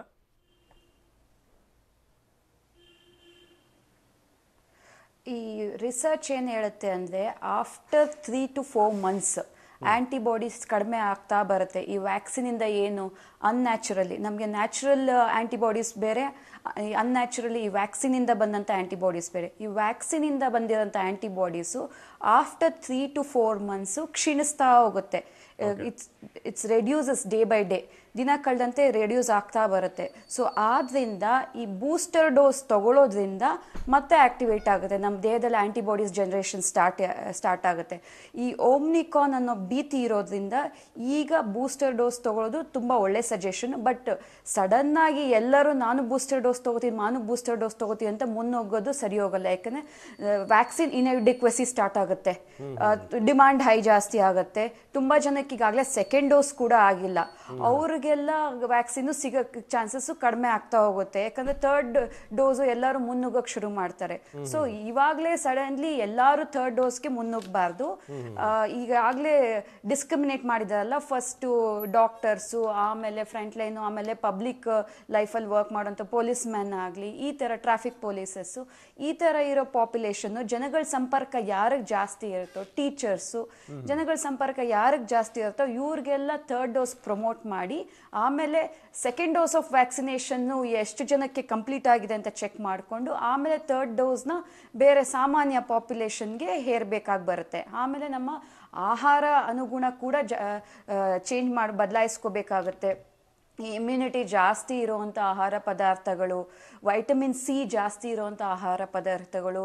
ಈಗ ಈ ಹಿಂದೆ ಆಯುರ್ವೇದದಲ್ಲಿ ತುಳಸಿ, ಅಶ್ವಗಂಧ ಇದೆಲ್ಲ ತಗೋತಿದ್ರು ಇನ್ಫೆಕ್ಷನ್ಸ್ನ ತಡೆಗಟ್ಟೋದಕ್ಕೆ.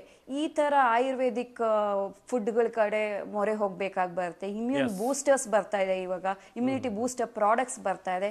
ಎಂಥದೆಲ್ಲ ತಗೊಂಡು ಬಿಸಿ ನೀರು ಜಾಸ್ತಿ ಕುಡಿಬೇಕಾಗಿ ಬರುತ್ತೆ. ಯಾಕಂದರೆ ಸರ್ಟನ್ ಇನ್ಫೆಕ್ಷನ್ಸು ಬಿಸಿ ನೀರು ಕುಡಿದಾಗ ಗಂಟ್ಲಲ್ಲಿ ಇರೋದಿಲ್ಲ. ಬಿಸಿನೀರು ಜಾಸ್ತಿ ಕುಡಿಯೋವಂಥದ್ದು, ಇನ್ಹೇಲೇಷನ್ ತಗೊಳ್ಳೋದು, ಹಾಟ್ ಏರ್ ಇನ್ಹೇಲೇಷನ್ ತಗೊಳ್ಳೋದು, ಇದನ್ನೆಲ್ಲ ಮಾಡ್ತಾ ಒಳ್ಳೊಳ್ಳೆ ಹೈಜೀನ್ ಪ್ರಾಕ್ಟೀಸ್ ಮಾಡೋದು, ಒಳ್ಳೊಳ್ಳೆ ಹೈಜೀನ್ ಆಗಿರೋದು, ಹಾಗೂ ಮಕ್ಳಿಗೆ ಕೂಡ ಎಜುಕೇಷನ್ ಕೊಡೋದು, ಯಾವ ಥರ ಹೈಜೀನ್ ಪ್ರಾಕ್ಟೀಸ್ ಮೇಂಟೈನ್ ಮಾಡಬೇಕು ಅಂತ.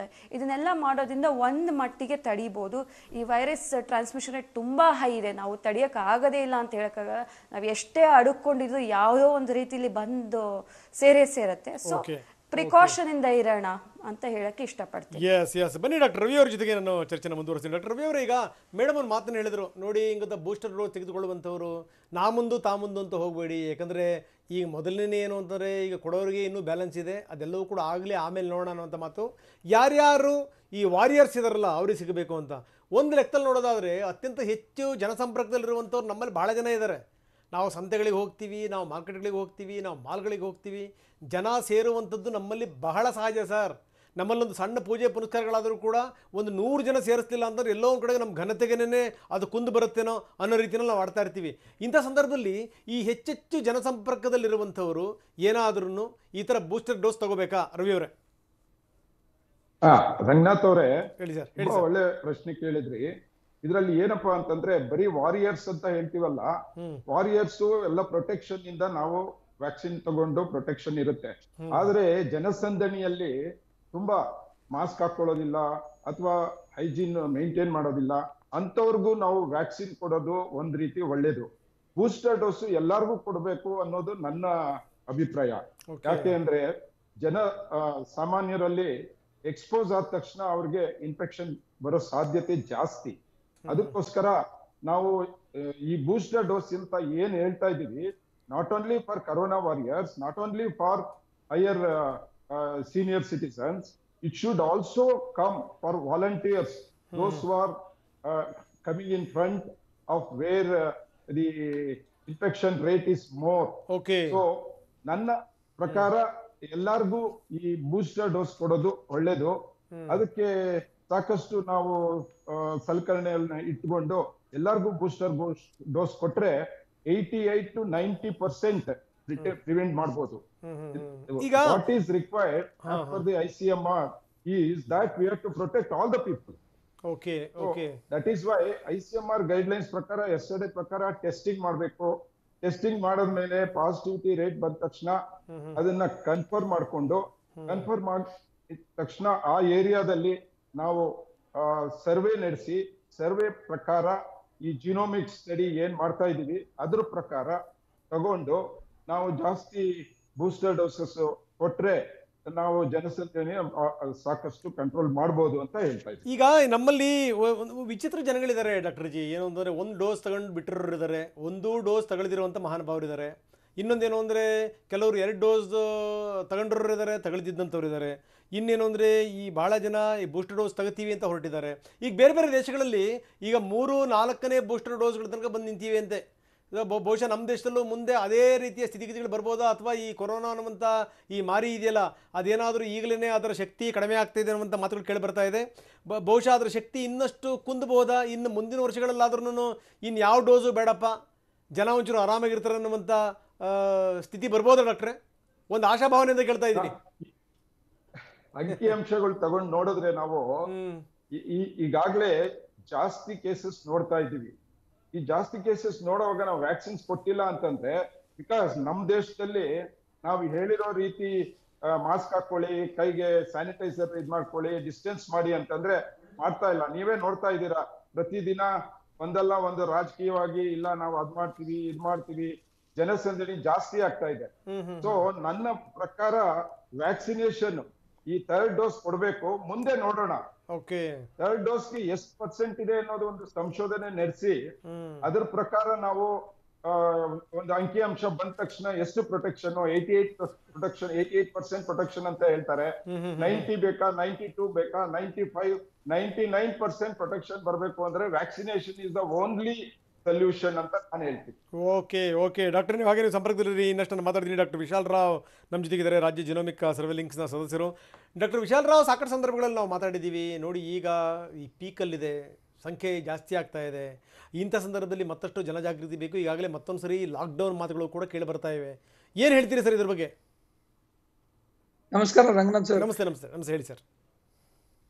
ಈಗ ಇವತ್ತಿಗೆ ಇರುವಂತ ನಮ್ಮ ಎದುರಿಗಿರುವ ಅಂಶದಲ್ಲಿ ನನ್ನ ಅಭಿಪ್ರಾಯದಲ್ಲಿ ಯಾವುದೇ ತರದಲ್ಲಿ ಲಾಕ್ಡೌನ್ ಅಂತ ಸಂದರ್ಭ ಬರುವಂತ ಪರಿಸ್ಥಿತಿಗಳು ಕಾಣ್ತಾ ಇಲ್ಲ. ನಿನ್ನೆ ICMR ರಿಲೀಸ್ ಮಾಡಿದ್ದ ಗೈಡ್ ಲೈನ್ಸ್ ಅನ್ನ ನಾವು ಸ್ವಲ್ಪ ಡೀಟೇಲ್ ಆಗಿ ಗಮನ ಕೊಟ್ಟು ನೋಡಿದ್ರೆ ಬಾರಿ ಡೀಟೇಲ್ ಆಗಿ ವಿಸ್ತಾರವಾಗಿ ಅವರು ಅದರಲ್ಲಿ ಹೇಳಿದ್ದಾರೆ. ಎಸಿಂಪ್ಟಮ್ಯಾಟಿಕ್ ಜನರಿಗೆ ಟೆಸ್ಟ್ ಮಾಡುವುದು ಬೇಕಾಗಿಲ್ಲ, ಆತಂಕ ಕ್ರಿಯೇಟ್ ಮಾಡುವುದು ಬೇಕಾಗಿಲ್ಲ. ಕರೆಕ್ಟ್. ಇದಕ್ಕೆ ಮುಖ್ಯ ಉದ್ದೇಶ ಇರುವುದು, ಇವತ್ತಿಗಿರುವಂತಹ ಡೇಟಾ ಪ್ರಕಾರ ಪ್ರತಿ ವರ್ಷ ನಮಗೀಗ ಮೊದಲನೇ ಅಲ್ಲಿಂದ ತೆಗೆದು ಇವತ್ತರವರೆಗೆ ನಮ್ಮ ಲಸಿಕೆ ನಮ್ಮಲ್ಲಿರುವಂತಹ ಲಸಿಕೆಯ ನಮ್ಮ ರೇಸ್ ಗೆಲ್ತಾ ಉಂಟು, ತಳಿಯ ರೇಸ್ ಸೋಲ್ತಾ ಉಂಟು.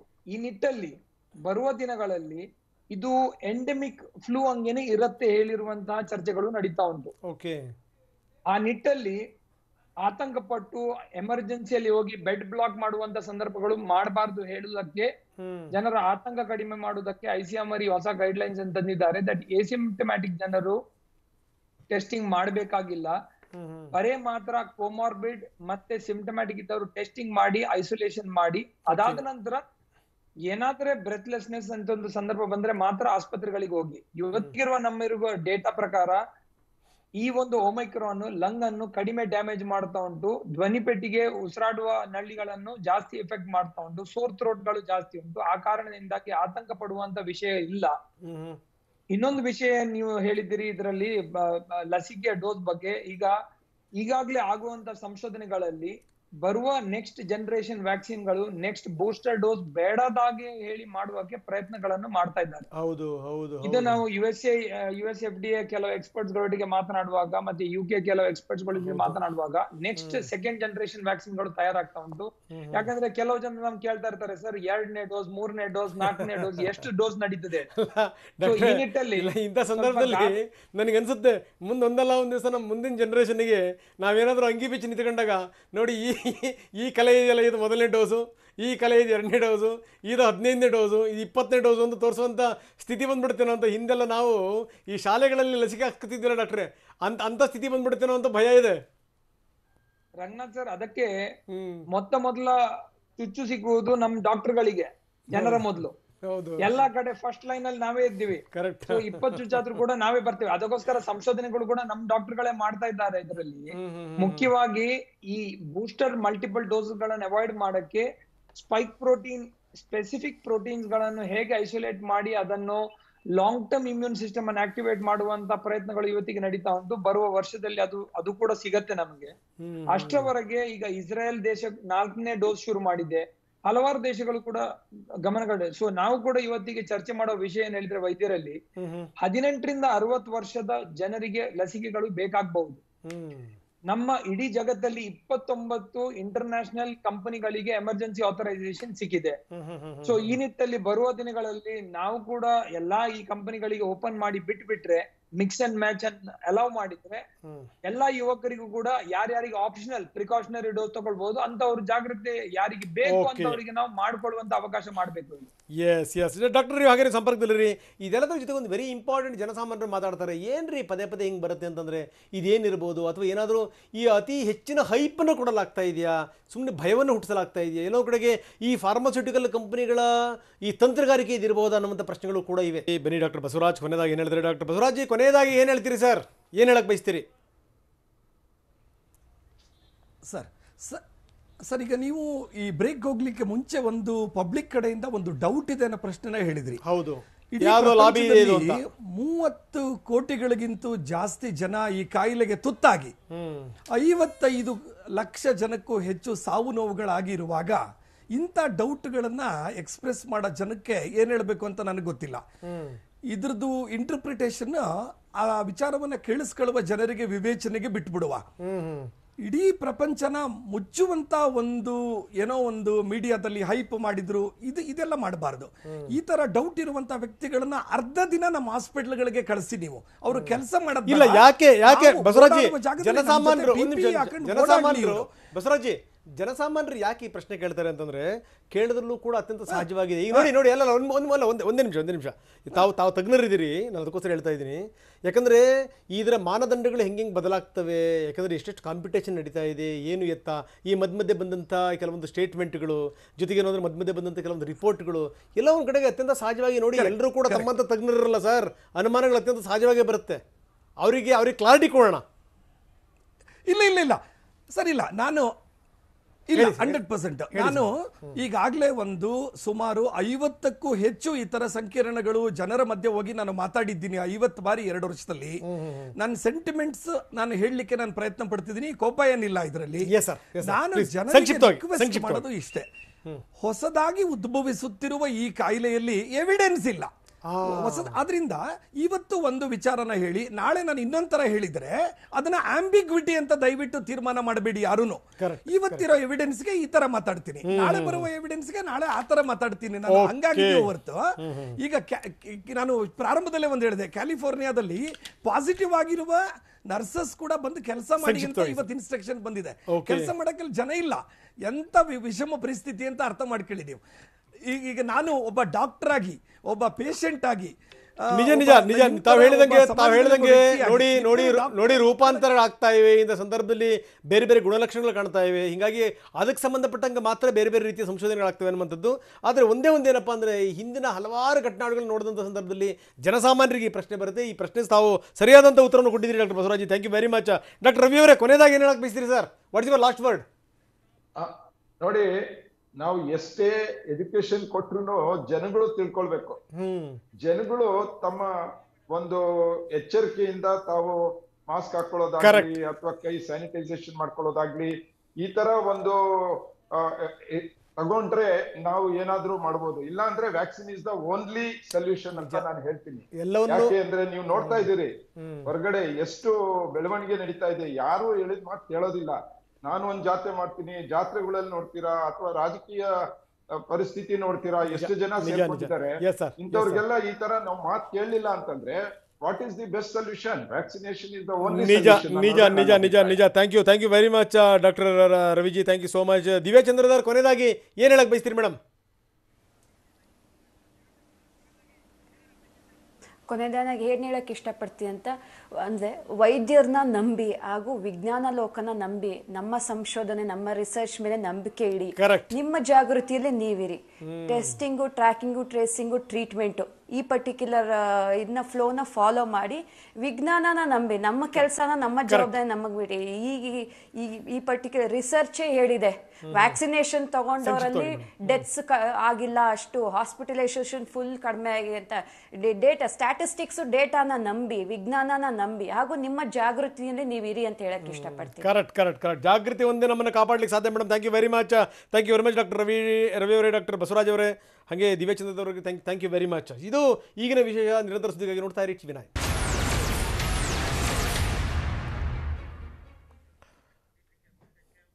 ಜಮಿನಿ ನ್ಯೂಸ್ಗೆ ಸ್ವಾಗತ. ನಾನು ಅವಿನಾಶ್ ಶಿವ. ನಾನು ರಂಗನಾಥ್ ಭಾರದ್ವಾಜ್. ಸಾಕಷ್ಟು ಸಂಗತಿಗಳನ್ನು ಇವತ್ತು ಮಾತಾಡಬೇಕು. ಅದರಲ್ಲೂ